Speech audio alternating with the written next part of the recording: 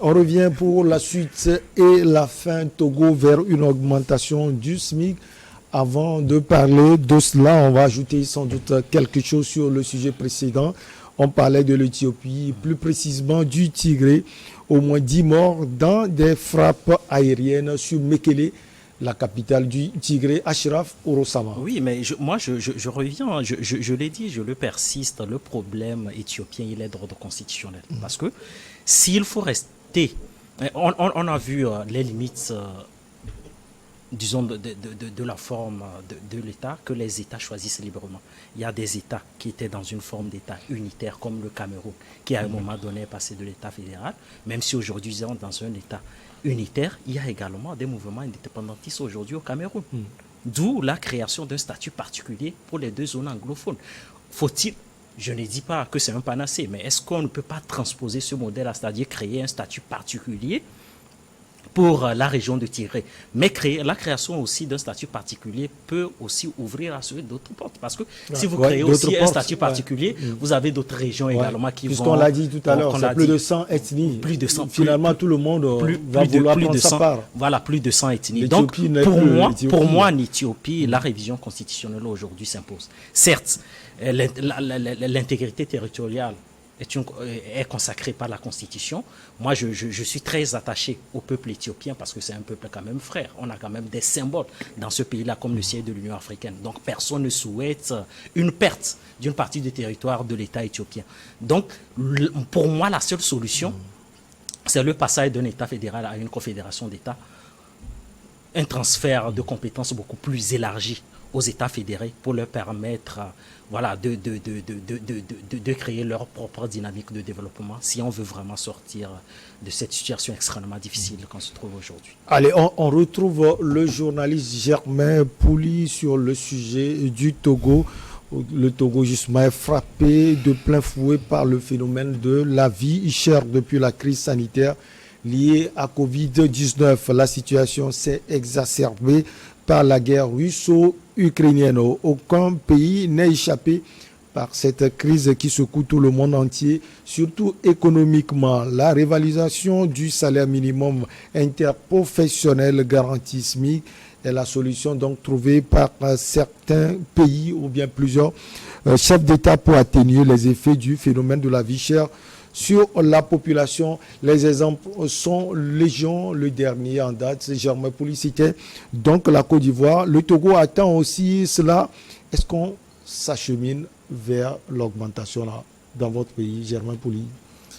Est-ce qu'on s'achemine vers cette augmentation? Je crois que les signaux sont un peu à l'orange ou au vert parce que le sujet est discuté assez ouvertement. C'est une préoccupation qui prend de l'ampleur parce qu'il est impératif aujourd'hui d'augmenter le pouvoir d'achat parce que tous les prix ont flambé.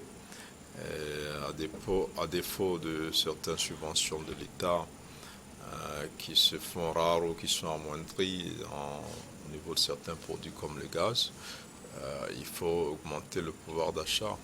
Et donc, il faut penser à augmenter le SMIC qui est de 35 000 francs. Et aujourd'hui, donc, les débats sont ouverts et la proposition donc avance.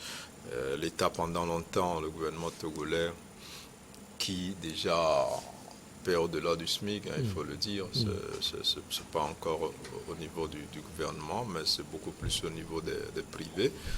Le gouvernement estimait qu'il ne faut pas mettre trop de pression sur les entreprises privées au point de les décourager pour ne pas créer des emplois ou pour que certaines qui seraient amenées peut-être à augmenter le SMIC réduisent un peu le personnel. Donc, avait annoncé des discussions. Aujourd'hui, je crois que ça avance un peu. L'idée est là. Il faut qu'on passe à la revalorisation donc, du SMIC. Pour permettre aux Togolais qui vivent avec 35 000 francs d'espérer pouvoir couvrir leurs charges mensuelles qui aujourd'hui ne sont pas à 35 000. Il faut au moins le double pour espérer vivoter un peu, pas vivre décemment. La vie en général reste un miracle parce que vous verrez que ceux qui gagnent 35 000, ils arrivent à vivre quand même et ils dépensent peut-être plus de 60 000 le mois alors qu'ils n'ont qu'un revenu de 35 000. C'est-à-dire que, comme on dit spirituellement, c'est Dieu qui nourrit l'homme, mais pour être plus concret, il est nécessaire que le travailleur qui doit vivre pendant 30 jours aujourd'hui, il ne peut plus vivre avec 1100 francs ou 1050 francs par jour. Il faut un peu plus que cela. Il faut que les employeurs, dans tous les secteurs, comprennent que si l'entreprise ou les entreprises qu'ils dirigent doivent continuer par marcher normalement et être plus productives, il faut que le personnel, ceux-là qui travaillent donc pour rendre ces entreprises-là productives, puissent vivre, ne serait-ce que dans des conditions minimales de confort. Et ça passe par la revalorisation donc, de ce salaire-là, qui va devoir passer, qui va devoir être augmenté. Mais là encore, il faut discuter avec le secteur privé pour pouvoir trouver les contours de cette revalorisation-là et la rendre applicable parce qu'il urge aujourd'hui de donner plus de moyens aux travailleurs togolais. Alors, Robert Kossiga, à côté, cette question peut-être, on en a envoyé à un économiste, mais essayez, s'il vous plaît. Est-ce qu'en termes de crise, en situation, j'allais dire, de crise économique ou de vie chère, est-ce que la solution, c'est l'augmentation des salaires? Bon, dans un premier temps, on peut dire oui, parce que quand le pouvoir d'achat est très faible chez le fonctionnaire, que ce soit du privé ou du secteur public, il y aura moins de moyens pour pouvoir se nourrir et nourrir peut-être ceux qui dépendent de lui. Mais au même moment, l'autre risque, c'est que quand les vendeurs apprennent que voilà, le SMIC, il y a augmentation, les prix flambent tout de suite. Ouais. Ça, c'est l'autre revers, c'est l'autre revers de la médaille. Vous savez, dès qu'il y a augmentation de salaire, ça voudrait dire que même dans le marché, là, les prix flambent tout de suite. Parce que tout le monde va vouloir gagner un peu. Même le petit vendeur du coin dans le quartier va tout de suite, même jusqu'au loyer, tout ça là vont connaître d'augmentation. Ça c'est l'autre revers de la médaille. Mais on ne va pas aussi, à cause de cela, puisque la vie est progrès, on ne va pas à cause de cela refuser qu'il y ait augmentation du SMIC. Le SMIC togolais a été touché, je crois, il y a longtemps. Il va falloir que ce SMIC soit arrimé alors à beaucoup de choses. Il y avait eu des évaluations du franc CFA, ça a pris un coup. Aujourd'hui, la vie est chère dans tous les secteurs. Il va falloir que, même si l'autre revers de la médaille est une réalité, il va falloir qu'on augmente un peu le SMIC pour permettre aux gens de respirer un tout petit peu. Ça, c'est normal parce que, bon, quand j'ai lu la fois dernière le tweet de Loïc Loxon, qui a dit que dans les jours à venir, ce serait fait. Prions Dieu pour que les caisses de l'État puissent être bien renflouées pour qu'on puisse, puisque aussi quand on dit augmentation de SMIC, ça veut dire que ce soit le secteur privé ou public, il y aura incidence sur les ressources. Donc, vivement que l'État puisse puisse avoir les ressources qu'il faut et surtout trouver peut-être les candidats par lesquels soutenir aussi le secteur privé, parce que au fait c'est eux qui payent le SMIC. Ça pèse sur eux. Aujourd'hui, quand il y a mes ventes, quand les structures privées ne marchent pas, je ne crois pas qu'ils puissent trouver de l'argent facilement pour pouvoir payer alors tous ceux qui travaillent chez eux. Vivement que ça soit fait, mais bon, que l'État n'apprécie pas seulement la création des entreprises, mais que l'État ait l'œil sur le fonctionnement des entreprises créées. Aujourd'hui, on dit que le climat des affaires s'améliore, mais je crois que l'indice sur lequel l'État se base de trop, c'est la création des entreprises. Il y a des milliers d'entreprises qui se créent chaque jour, mais est-ce que toutes ces entreprises-là travaillent? Comment les marchés publics alors sont dispatchés entre les entreprises, même les 20% ou les 30% qui sont dédiés aux jeunes? Est-ce que les jeunes gagnent vraiment ces marchés-là? Comment ces marchés sont donnés? Est-ce que c'est en toute Je ne sais pas, est-ce que c'est clair, est-ce que c'est bien fait, est-ce que c'est transparent, est-ce qu'il y a une équité dedans, est-ce que les jeunes qui bénéficient alors de ces marchés publics, est-ce que vraiment à la fin de l'année, ils sont contents d'avoir réussi à exécuter 2 ou 3 marchés, est-ce qu'il n'y a pas de corruption dedans? Il faut que l'État voie tout ça, parce que je dis aujourd'hui, c'est peine perdue si l'État a mis en place des initiatives pour encourager l'entrepreneuriat et qu'il n'y a pas des organes qui suivent alors le fonctionnement de ces choses-là, de ces structures, ce serait peine perdue. Le SMIC togolais doit être touché, mais qu'au-delà, il y a peut-être l'assurance maladie universelle, que cela soit encouragé pour que au moins le Togolais lambda, quand il tombe malade, quand il va dans les structures de soins de l'État, puisse bénéficier du premier soin au moins. Au moins, c'est ça, ce sont ces choses-là qui puissent aider à ce que le Togo puisse connaître vraiment de beaux soupirs. Quand nous prenons par exemple ce qui se fait sous d'autres cieux, que ce soit en Côte d'Ivoire ou au Bénin, qui va se faire peut-être en novembre, le Togo ne va pas rester du reste. Il va falloir que le Togo aussi fasse quelque chose. Mais je voudrais dire que cela soit bien pensé pour que, une fois fait, les travailleurs puissent soupirer que vraiment ça a été un bon qualitatif et non quelque chose qui va encore le pousser dans les soucis, le pousser dans les problèmes. Parce que il y a beaucoup de choses qui doivent être faites. Par exemple, il y a longtemps que le décret au niveau de la police nationale, le décret d'application traîne. Il va falloir qu'on pense à ça, que ce décret d'application puisse être pris et que les fonctionnaires de la police puissent en bénéficier. Il y a beaucoup de choses. L'État peut ne pas toucher le SMIC, mais créer d'autres choses qui puissent aider les fonctionnaires à vivre. Des solutions ont été proposées. Bon, cette question d'abord à vous. Vous êtes proche de l'honorable Innocent Kavara, qui discute souvent avec le gouvernement. Est-ce que c'est bouclé Ashraf Orosama? Si oui, est-ce que cela va rentrer en vigueur cette année ou à partir de l'année prochaine? Non, mais je ne suis pas un oracle. Je ne peux pas quand même, je peux pas prédire l'avenir. Je peux pas quand même prédire l'avenir. Mais tout ce qu'on peut souligner, c'est qu'il y a quand même des tractations, il y a quand même des avancées majeures et qu'il y aura une effectivité peut-être de la révalorisation salariale dans notre pays. Mais l'augmentation, disons, du salaire, que ce soit dans le secteur public ou privé, n'est pas seulement du ressort du gouvernement. Il y a quand même des partenaires. Je veux parler du secteur privé. C'est eux qui créent la richesse au quotidien. Parce qu'aujourd'hui, si vous prenez une résolution gouvernementale, par exemple, d'accroissement des salaires dans le secteur privé, c'est que vous pouvez voir des entrepreneurs ou des chefs d'entreprise qui vont également élaborer des plans de compression d'effectifs. Et donc, du coup, des Togolais comme ça risquent de se retrouver au chômage. Il y a forcément des conséquences. Non, il y a forcément des conséquences. Donc, il faut faire vraiment preuve de précaution lorsqu'on aborde le problème de la révalorisation salariale. Oui, c'est humain, c'est une intuition. Je crois que même c'est spontané. Nous admettons tous que la révalorisation salariale dans notre pays est plus qu'une nécessité.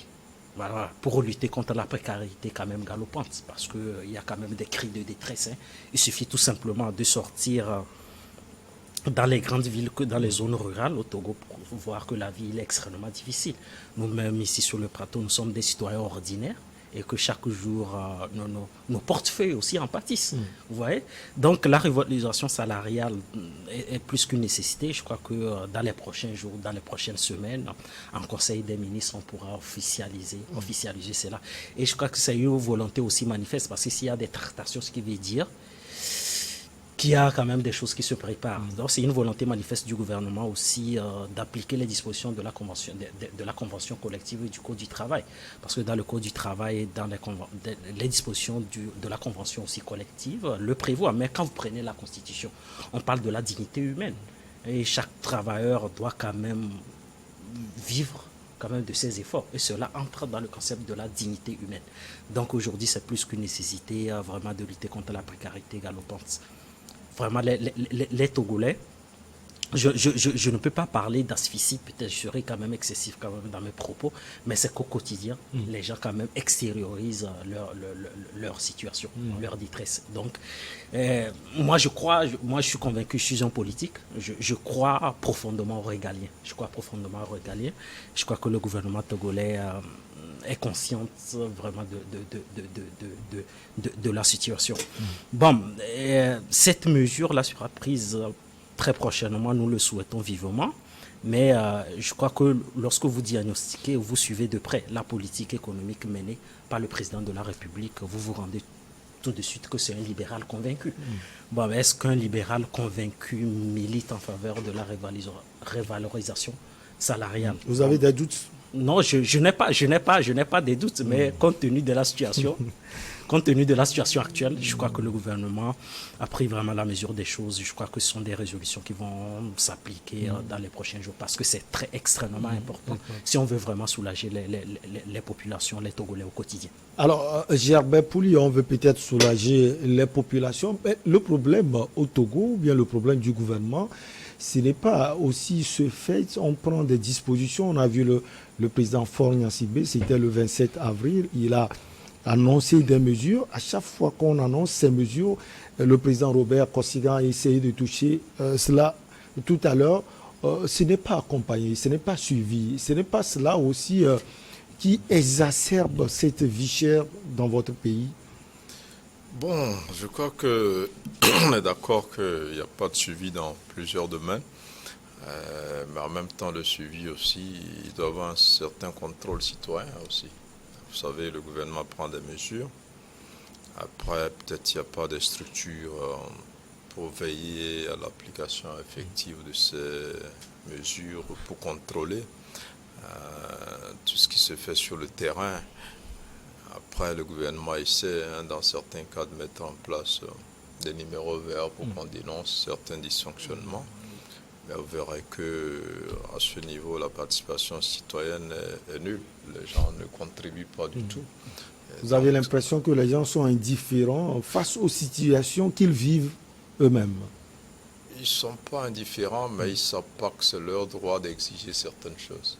Quand le gouvernement décide quelque chose, il faut prendre ça comme une décision et exiger de bénéficier de cela.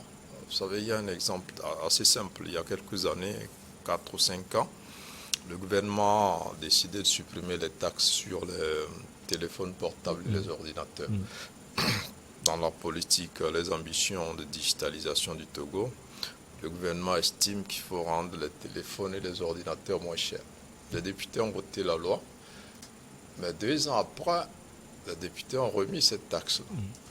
Pour la simple raison que les prix du téléphone et de l'ordinateur n'ont pas changé sur le marché. Et pourtant, à l'époque, je me rappelle, le commissaire Adoui des impôts a fait le tour des médias pour expliquer pourquoi on a enlevé cette taxe-là. Mais quand quelqu'un va acheter son téléphone et que c'est le même prix qu'avant, il devrait dire, mais on sait qu'il n'y a plus de taxes sur le téléphone pour que vous diminuez. Mais si le citoyen se comporte comme s'il n'y a rien et qu'on attend que l'État aille chez tous les vendeurs pour s'assurer que les nouveaux prix sont appliqués, c'est vrai, c'est le rôle de l'État, mais parfois l'État aussi, c'est nous. Vous verrez que dans les pays occidentaux, c'est des gens qui dénoncent des anomalies. C'est peut-être la vieille dame qui est à côté, qui observe quelque chose d'anormal, qui appelle. Ici, quand même, ça vient un peu dans le domaine sécuritaire où la police et la gendarmerie estiment que les populations collaborent un peu et les aident dans leur boulot. Mais au niveau du contrôle des prix, ça n'existe pas. Il y a eu le numéro vert, le 85-85, qui a été mis en place par le ministère du Commerce. Moi, j'ai essayé de faire une enquête, d'appeler pour voir si ce numéro est-ce qu'il sonnait souvent et tout ça. Pas du tout. Et même moi-même, j'avais oublié ce numéro. Donc, c'est dire que nous devons contribuer à cela. Mais après, c'est vraiment pas le souci du Togolais. Quand il sort, il se dit, l'État doit faire ça pour moi. Les mesures qu'on prend sont insuffisantes. Sauf qu'aujourd'hui, c'est une situation mondiale. Aujourd'hui, les Occidentaux se disent comment ils vont traverser l'hiver. Parce qu'il n'y a pas assez de gaz. Le gaz est déjà cher. Et ce n'est pas sûr qu'il soit disponible. Et que les dirigeants demandent aux gens mais économiser parce que ça va être chaud. Macron dit le temps de l'abondance est fini. Tout ça. Donc ici, je crois qu'on ne va pas attendre de vivre toutes ces situations-là. Il faut participer. Bon, après, c'est plus facile de dire le gouvernement doit faire ça. On n'a pas aussi une société civile assez forte. On a des associations de consommateurs qui essaient de dénoncer un peu, mais qui ne font aucun contrôle. Elle est aussi consommée par les politiques.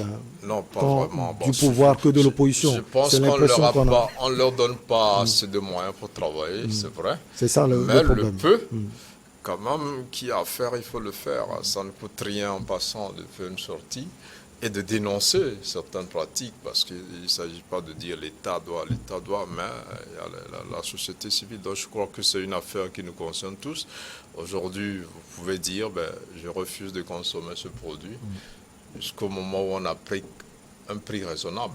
Je peux consommer autre chose en attendant. Si les commerçants, qui, excusez-moi le terme aujourd'hui, sont devenus très malhonnêtes, parce que tous les commerçants aujourd'hui ne cherchent qu'à faire des bénéfices.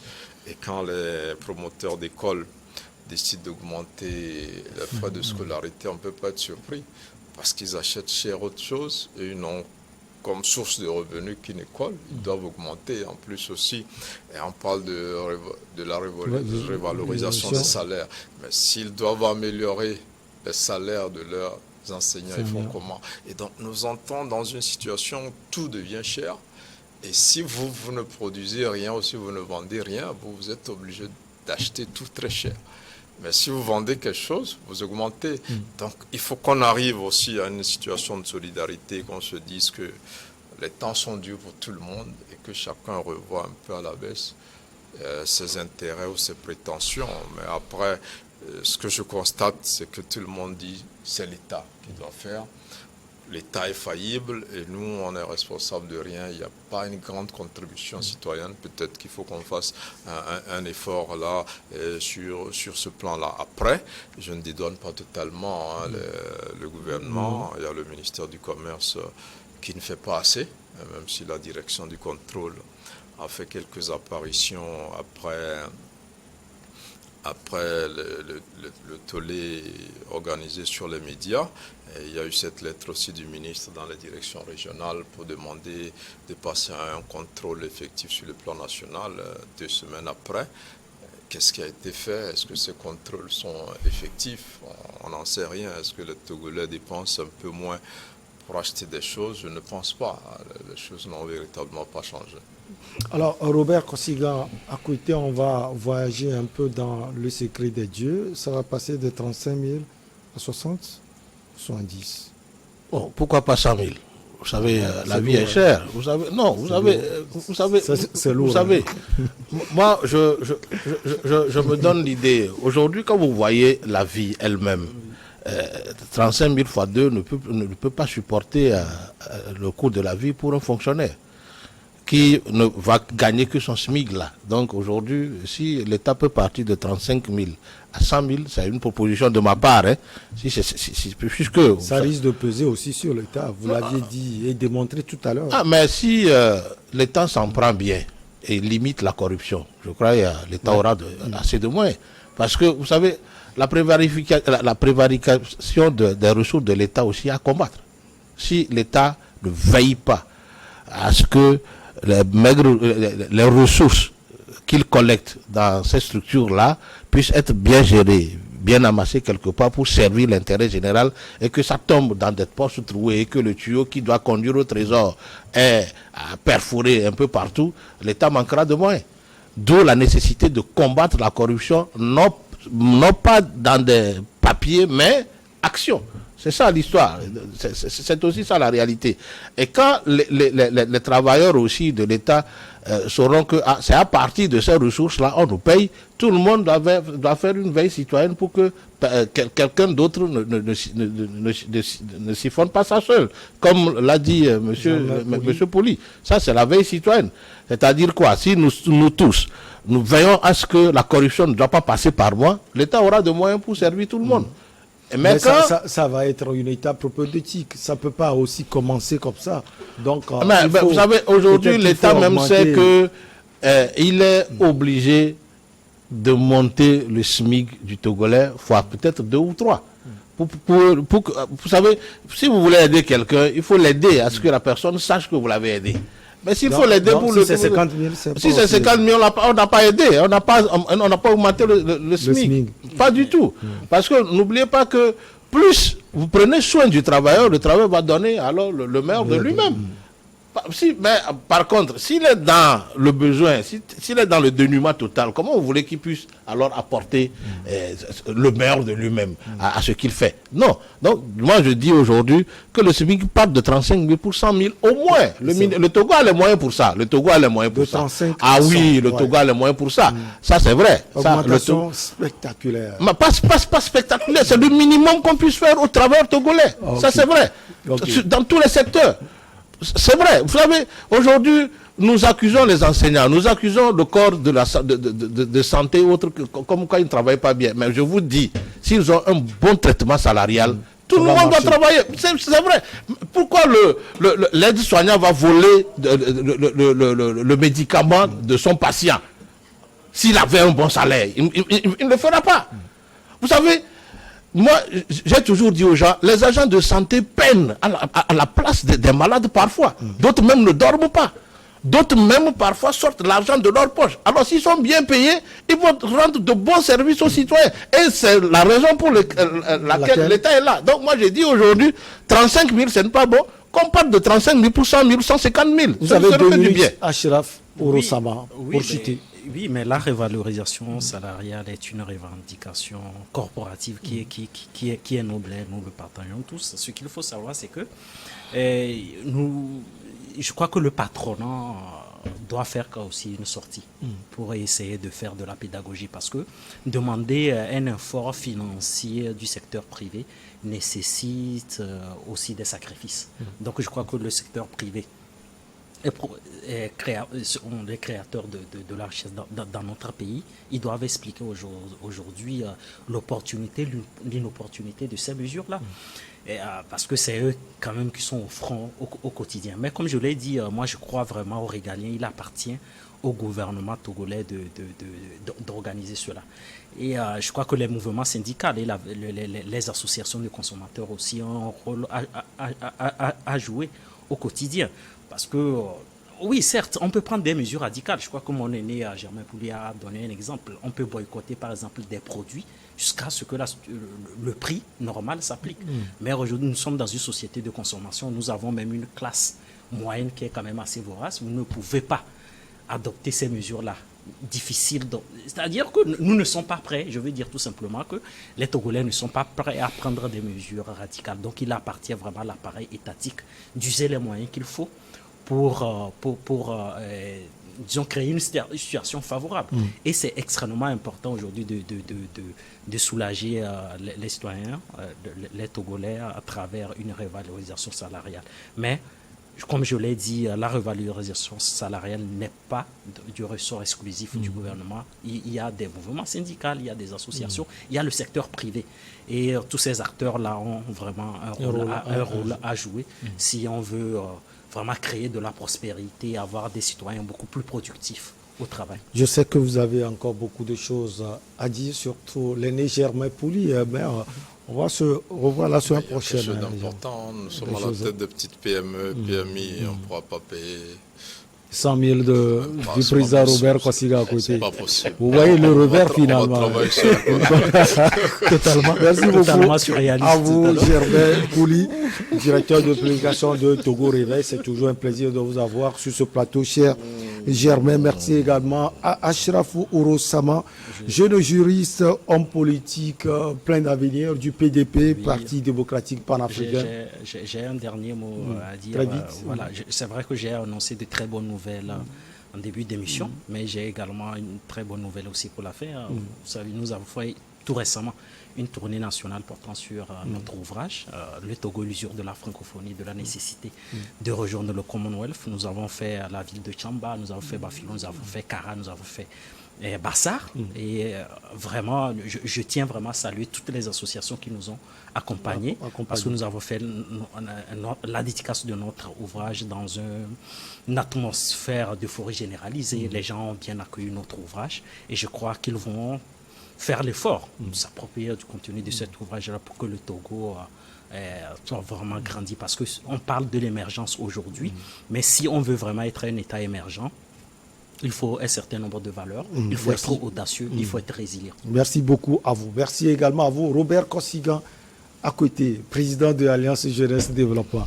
Allez, merci à nos chers amis toujours scotchés à travers le monde. On est toujours ensemble, on se retrouve prochainement, toujours avec ce grand plaisir. À très vite. Merci.